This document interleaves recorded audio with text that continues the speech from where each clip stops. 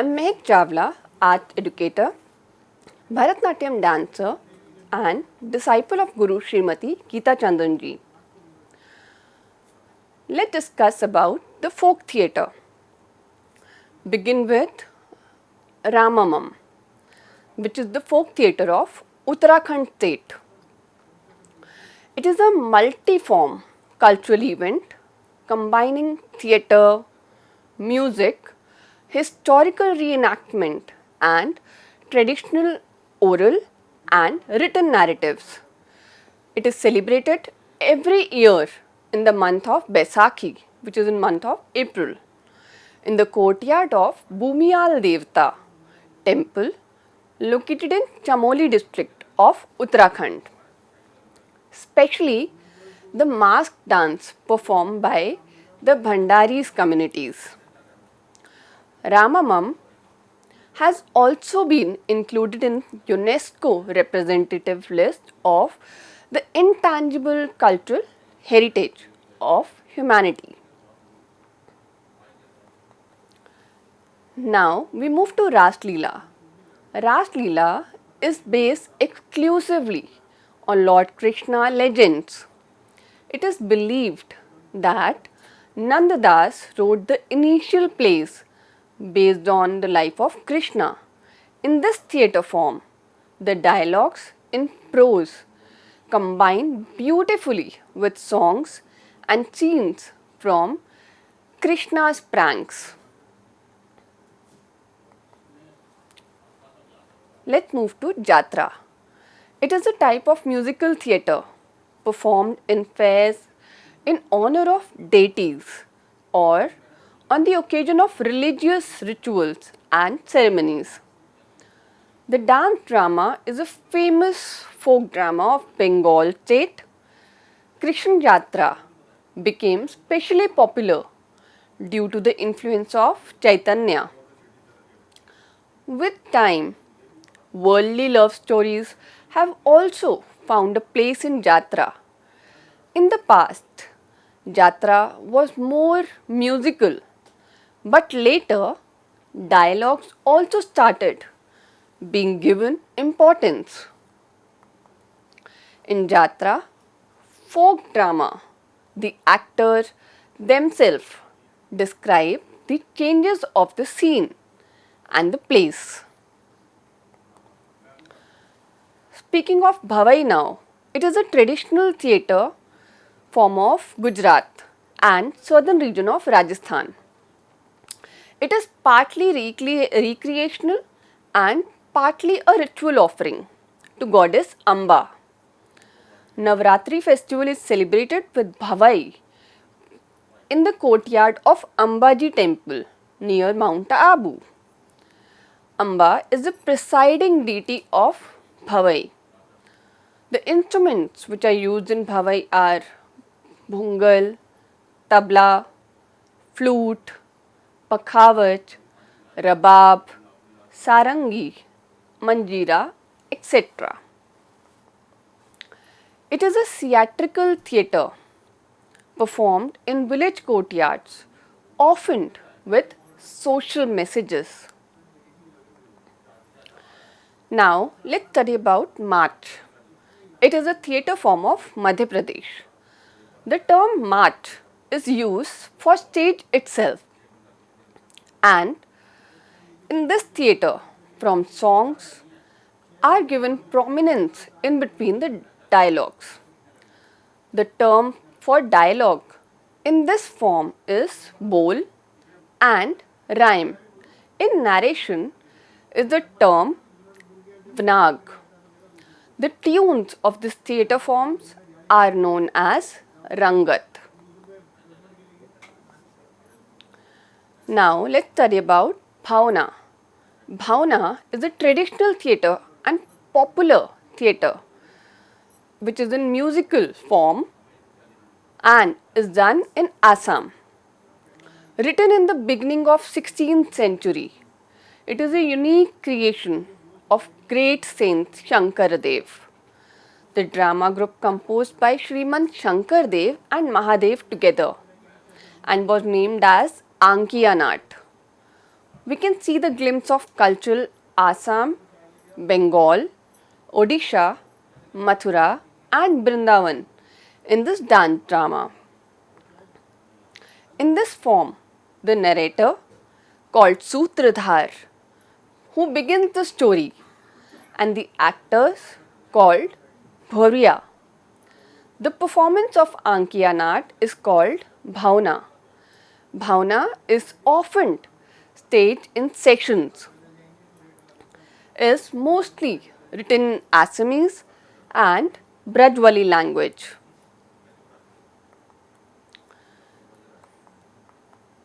Now, if I speak about Dashavatar, it is the most developed theatre form of Konkan or Goa regions.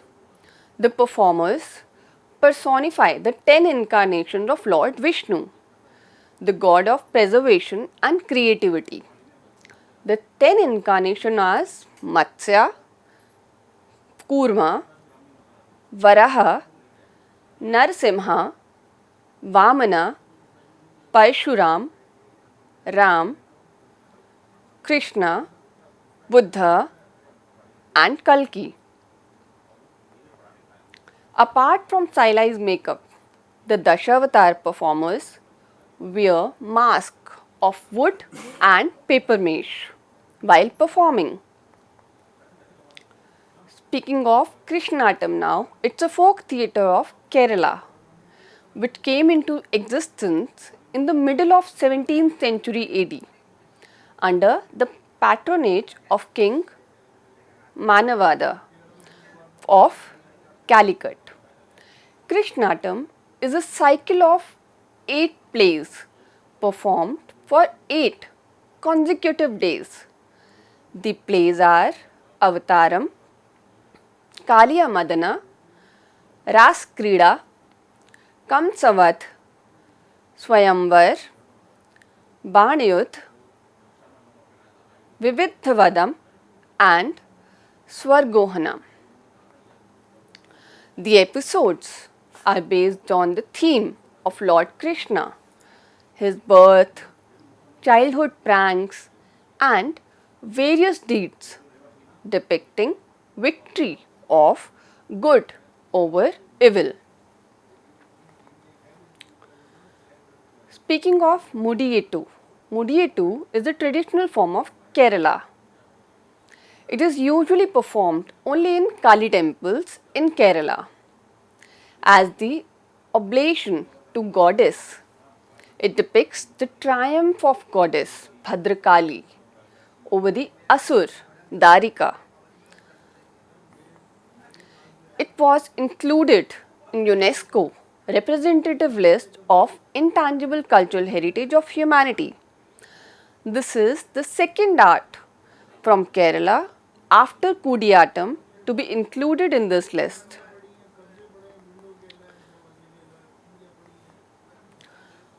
Moving to Theyyam, it is also a traditional theatre of Kerala, folk theatre of Kerala, being based on Acharya Bharat book Natya Shastra. It is a very traditional and popular theatre form. Word Theyyam is derived from Sanskrit word Devam, which means God. This is why it is also called the dance of God. Theyyam is performed by people to appease and worship the spirits of their ancestors and folk heroes. And this dance form may take 6 to 20 days to perform. Moving to Kudiyattam, that is one of the oldest traditional theatre forms of Kerala, based on Sanskrit theatre tradition. The characters of this theatre form are Chakyar or actor, Nambiar, the instrumentalist, and Nangyar, those taking on woman's role. The Sutradhar or narrator and the Vidushaka or gestures are the protagonist. It is the Vidushika alone who delivers the dialogues in this form. It emphasizes on hand gestures and eye movements, makes this dance and theatre form unique. It is being included in UNESCO representative list of intangible cultural heritage of humanity. Speaking of Yakshagana now, Yakshagana is a theatre form of Karnataka which is based on mythological stories and Puranas. The most popular episodes are from Mahabharata, in which we have Draupadi Swayamvar, Subhadra with Vivaha, Abhimanyu Vat, Karna Arjun Yudh, and from Ramayana we have Rajya Abhishek, Lav Kush Yudh, Bali Sugriv Yudh, and Panchvati. This is a colourful theatre with elaborate costumes, makeup, and dance dramas based on epics. Speaking of Terukuthu now, it is the most popular form of Tamil Nadu, folk theatre of Tamil Nadu, which means street play, mostly performed at the time of annual temple festivals of Mariamman, the rain goddess, to achieve rich harvest. At the core of the extensive repertoire of Terukuthu, there is a cycle of 8 plays based on life of Draupadi, Katyakaran, the Sutradhar of the Terukuthu performance give the gist of the play to the audience, and Komalli entertains the audience with buffoonery.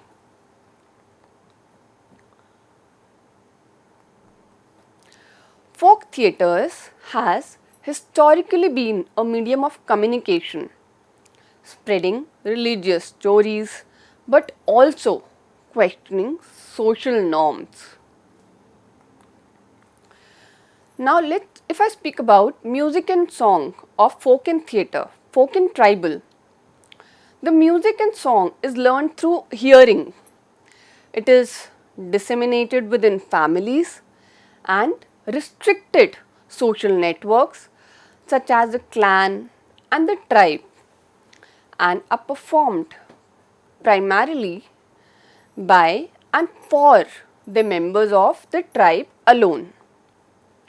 It is characterized by collectively in performance, recreation and oral transmission, and in performance emotional content and association with a particular geographic area. On the other hand, it is also characterized by its close association with dance and its function, the quality and its lack to direct interaction with art music.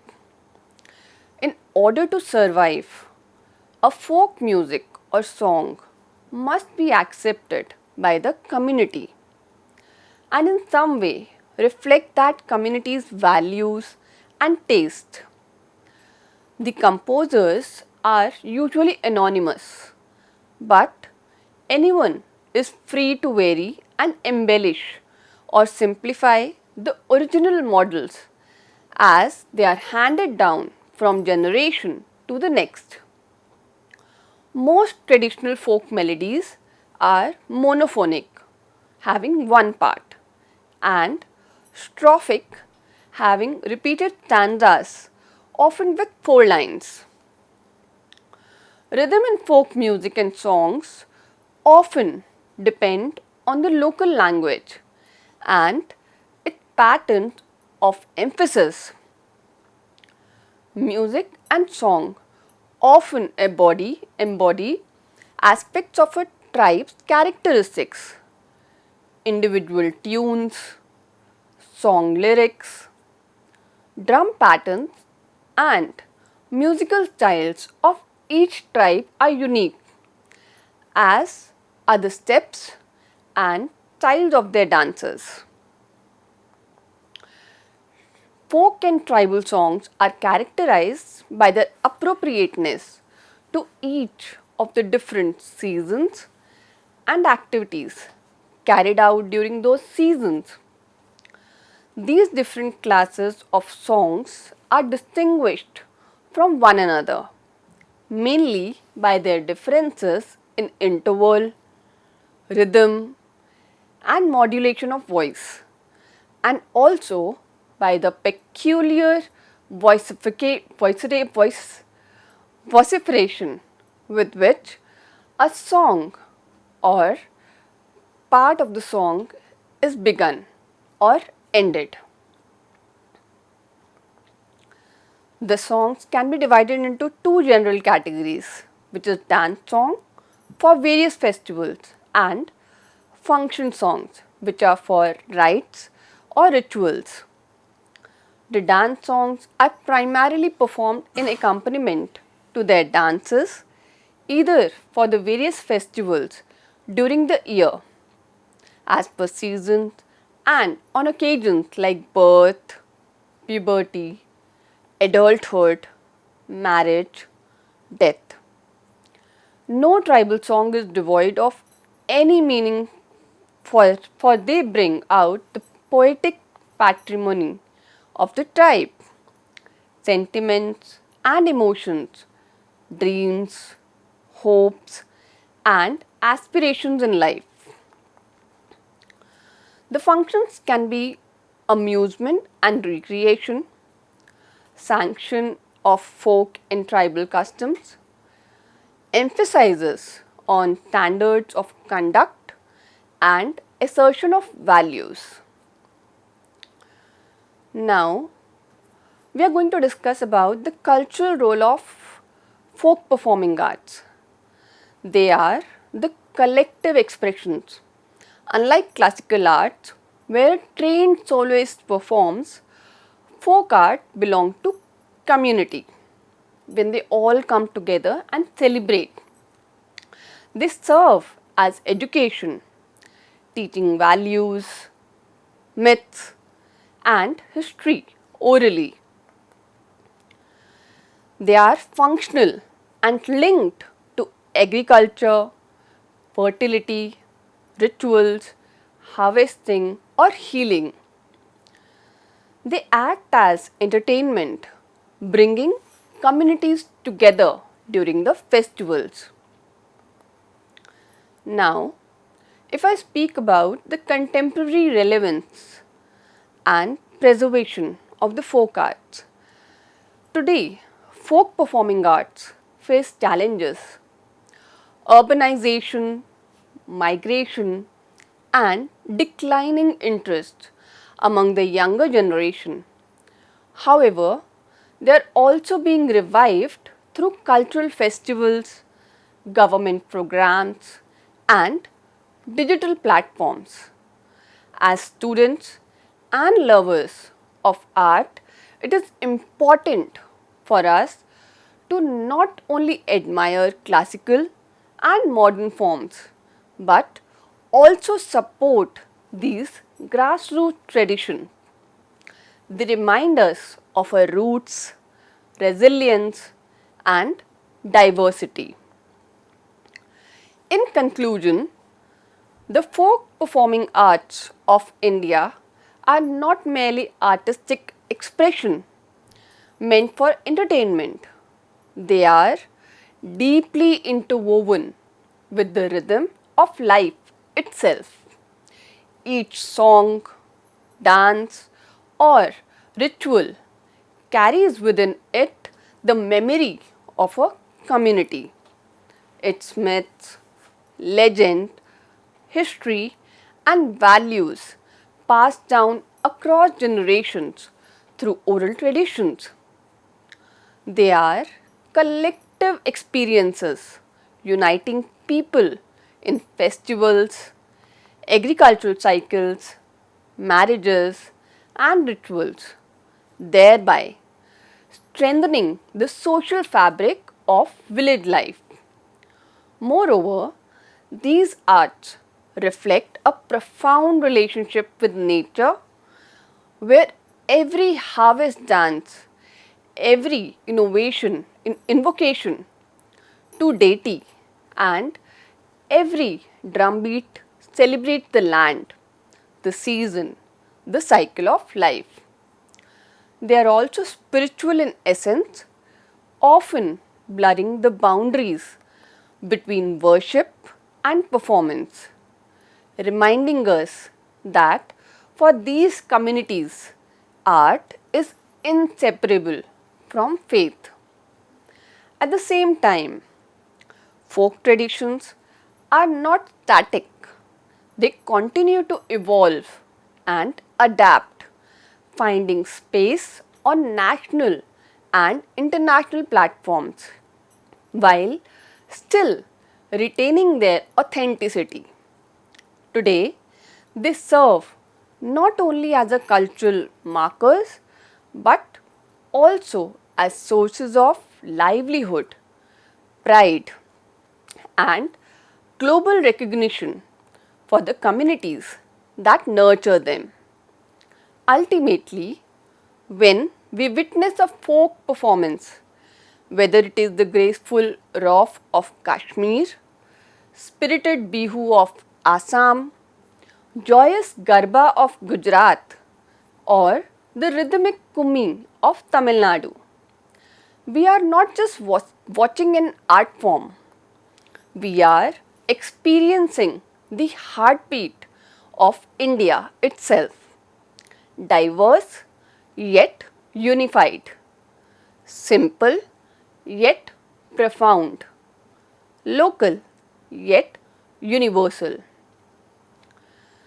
Now, let's move to the another topic,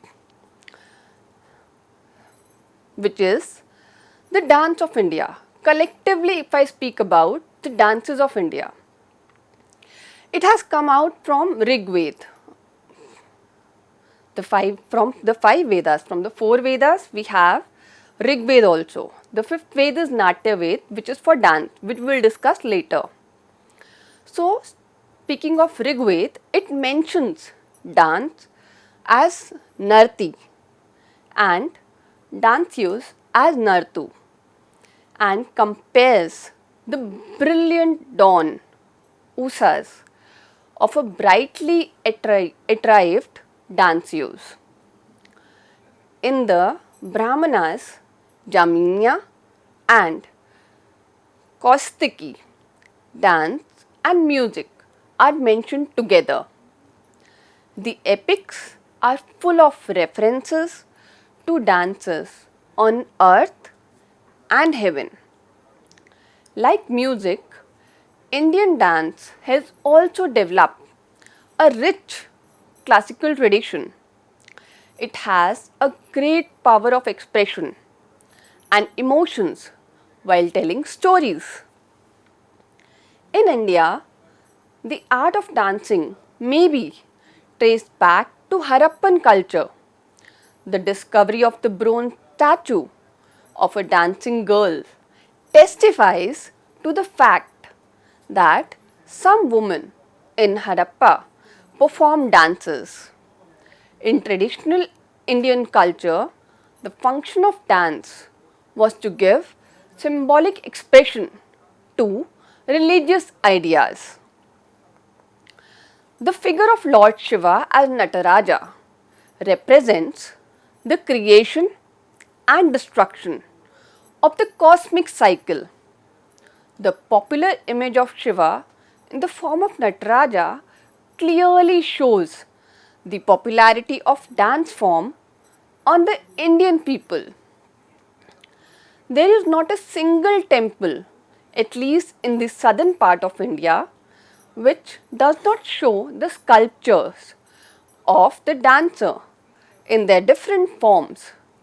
In fact, classical dance forms like Kathakali, Bharatanatyam, Kathak, Manipuri, Odissi and Kuchipudi are an important part of our cultural heritage. It is difficult to say at what point of time dance originated, but it is obvious that dance came into existence as an effort to express joy. Gradually, dances came to be divided as folk and classical. The classical form of dance was performed in temples as well as in the royal courts. The dance in temples had a religious objective, whereas in court it was used purely for entertainment. And folk dance was being performed by the tribe, by the community, just for the celebration of their rituals and the festivals which they have. With this, I wind up my lecture. Thank you.